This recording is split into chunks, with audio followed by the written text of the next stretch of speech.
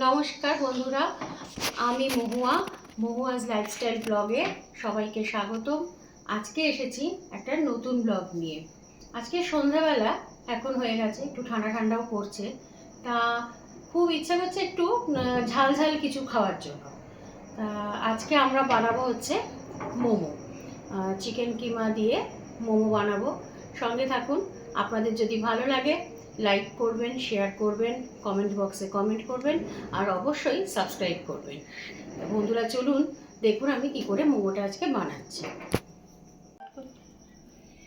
এখানে চিকেনটাকে আমি কিমা করে নিয়েছি ভালো করে, তারপরে ভালো করে ধুয়ে একদম ঝরঝরে করে পরিষ্কার করে জল ঝরিয়ে নিয়েছি। এবার এই চিকেনটাকে একটু ম্যারিনেট করে রাখবো কিছুক্ষণ সময়, এই ধরুন 30 মিনিটস মতন ম্যারিনেট তো একটু করবো। ম্যারিনেট করব কি দিয়ে না, প্রথমে একটু দেব রসুন বাটা,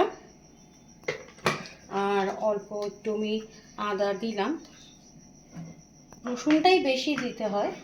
আচ্ছা, একটু পেঁয়াজ কুচি দেব, পরিমাণ মতন একটু নুন, আর দেব একটু সয়া সস। হ্যাঁ, আমি একটু চামচে করে 2 চামচ মতন আমি সয়া সস এখানে দিচ্ছি। তারপরে মেখে দেখি কেমন হচ্ছে, যদি আর একটু কিছু পরিমাণ বাড়াতে হয় তখন নয় একটু বাড়াবো। আপাতত এই দিয়ে ভালো করে চিকেনটাকে একটু ম্যারিনেট করে নেব। ঠান্ডা ঠান্ডা তো একটু যদি বাড়িতেই এগুলো করে খাওয়া যায় ভালোই হয়। সবসময় কি আর দোকানে যেতে ইচ্ছে করে? দোকানে তো অনেক ভালো মোমো পাওয়া যায়, কিন্তু বাড়ির তৈরি জিনিসটা তো বাড়ির মতনই হবে, তাই না? তাই একটু ভালো করে জিনিসটাকে ম্যারিনেট করে নিচ্ছি, হ্যাঁ, মাখিয়ে নিচ্ছি।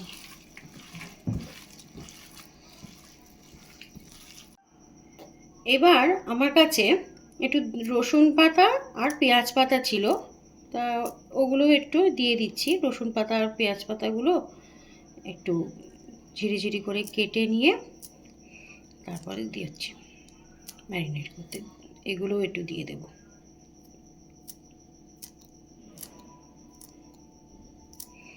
একটু দিলে একটু ভালো লাগে।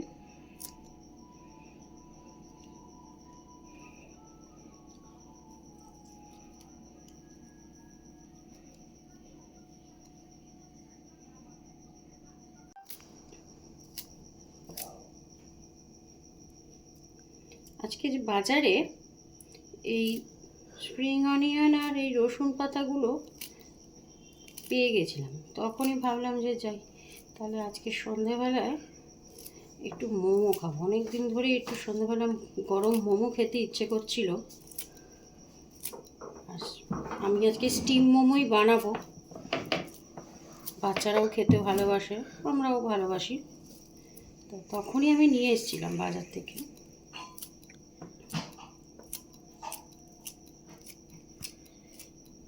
অল্প করে আজকে বানিয়ে দেখি, আপনারাও দেখুন কেমন লাগে। আপনারা কিন্তু কমেন্ট বক্সে কমেন্ট করে জানাবেন, হ্যাঁ, যে কেমন হলো। আপনাদের যদি নিজেদের কোনো মতামত থাকে আমাকে কিন্তু সেইটুকুও সাজেস্ট করতে পারেন, টিপস দিতে পারেন, আমারও ভালো লাগবে।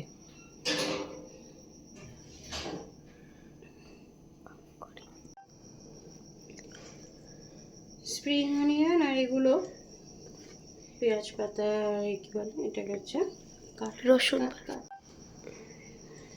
পেঁয়াজ পাতা রসুন পাতাগুলো আমি এখানে দিয়ে দিলাম। দিয়ে এগুলো আরেকবার একটু মাখিয়ে নেব। এগুলো আরেকবার মাখিয়ে এবার আমি 30 মিনিটের মতন সময় এটাকে ম্যারিনেট করতে রেখে দেব।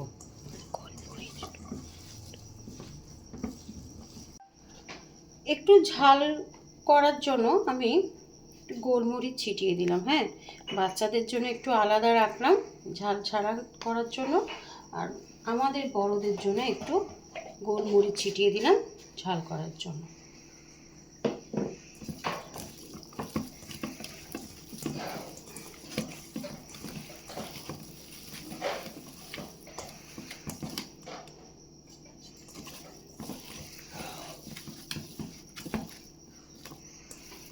এটা হোক, কিছুক্ষণ ঢাকা থাক।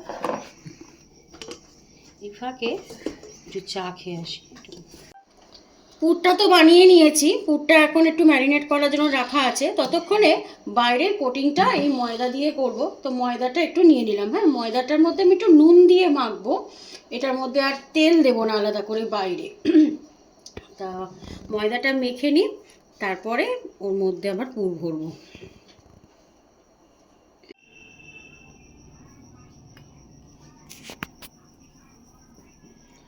নুন দিয়ে নিলাম অল্প করে, তাহলে বাইরেটা একটু নোনতার মতন লাগবে। আর এর মধ্যে আমি তেল দিচ্ছি না আর আলাদা করে, একদম নর্মাল জল দিয়ে ময়দাটাকে মেখে নেব।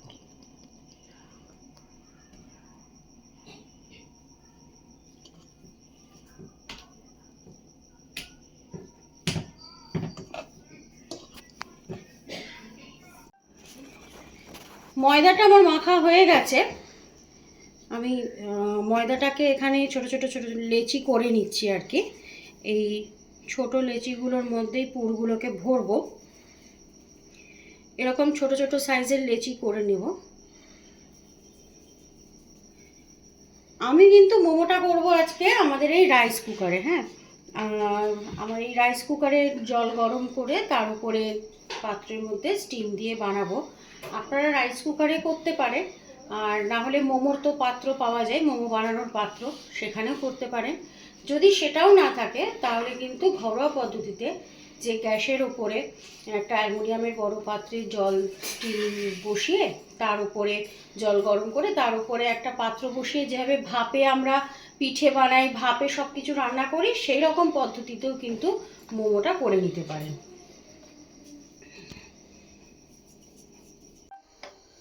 আমি রাইস কুকারের এই যে পাত্রটা আছে, এই পাত্রটার মধ্যে আমি জল দিয়ে দিচ্ছি। হ্যাঁ, এই জলটা দিয়ে দিলে এখানে বসিয়ে দেবো। হয়ে যাবে নাকি আরেকটু দেবো জল? দেখি, এটা বসিয়ে স্টিমটা তো উঠবে, আর একটু জল দিয়ে দিই।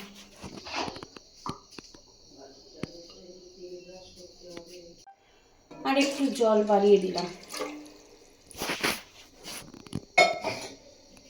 এবার এই ঝাঁঝরি মতন যেটা আছে এটাকে আমি চাপা দিয়ে রাইস কুকারের ভেতরে বসিয়ে জলটা গরম হতে দেব।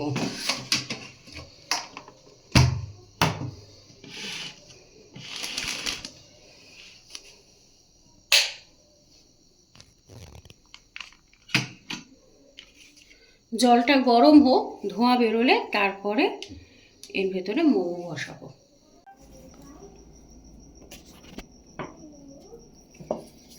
খুব ছোট ছোট করে লেচি করে,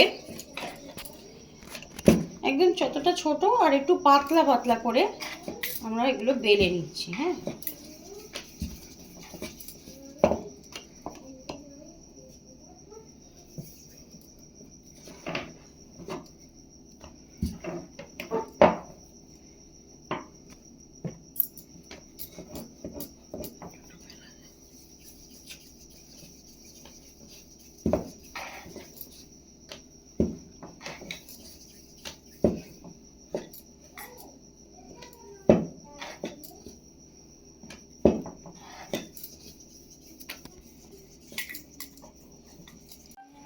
এই যে একদম ছোট পাতলা পাতলা করে এরকমভাবে এইরকম সাইজ আমি রেখেছি, এরকম সাইজের বেলে নিয়েছি।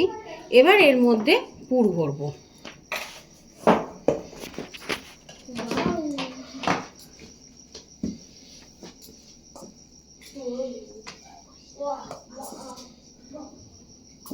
উপরে পুর ভরলাম। এবার মোমোর তো অনেক রকম ডিজাইন হয়, তা ডিজাইনের ভাঁজ হয়। আমি এই ডিজাইনটা বানাচ্ছি, আপনারা চাইলে অন্য ডিজাইনও করতে পারেন। মোমোর একটা থুকপার মতন একটা গোল ডিজাইনও অনেক সময় হয়, আমি এই ডিজাইনটা করছি।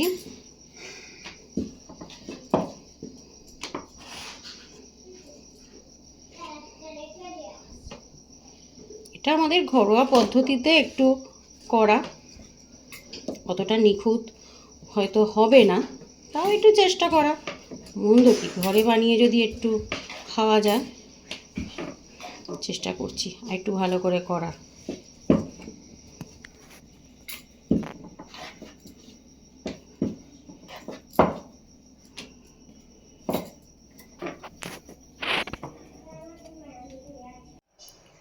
জল গরম হয়ে গেছে।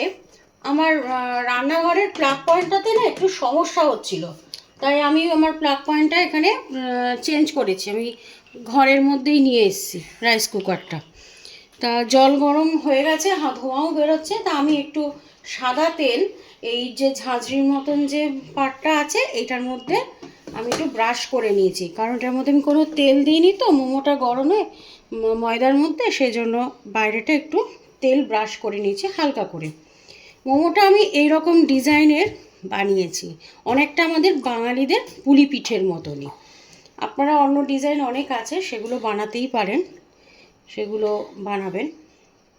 আর এই যে এই দেখুন, এগুলো হচ্ছে এই যে এগুলো আমার সব কন্যা আর পুত্র বানিয়েছে, বুবলাই আর কুহুর বানানো মোমো, ঠিক আছে। এগুলোও দেব, এর মধ্যেও তো পুর ভরাই আছে, ওদেরও ভালো লাগবে, ওদের বানানো জিনিস ওরাই খাবে। তা এই মোমোগুলো আমি এখানে সাজিয়ে দিয়ে দিচ্ছি। আমি বারবারই বলছি, মোমোর অনেক ডিজাইন আছে, ভালো ভালো ডিজাইন আছে, আপনারা সেগুলো বানাতেই পারেন। আমি এই ডিজাইনটা বানালাম, এটা পুলি পিঠের মতন ডিজাইন হচ্ছে, তাই একটু বানালাম এই ডিজাইনটাই।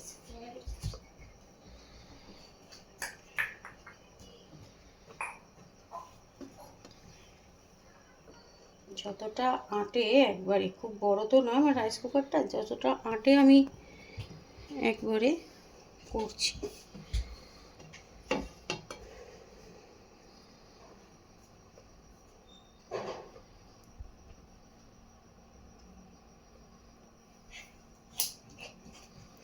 দিয়ে এবার আমি ঢাকাটা দিয়ে দেব,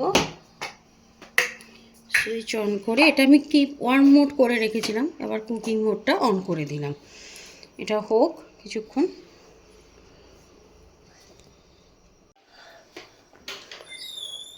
মোমোটা হয়েই গেছে, এবারে আস্তে আস্তে এই যে এরকম দেখতে হচ্ছে মোমোটা। ওখানে একটা দুটো তুলেছি,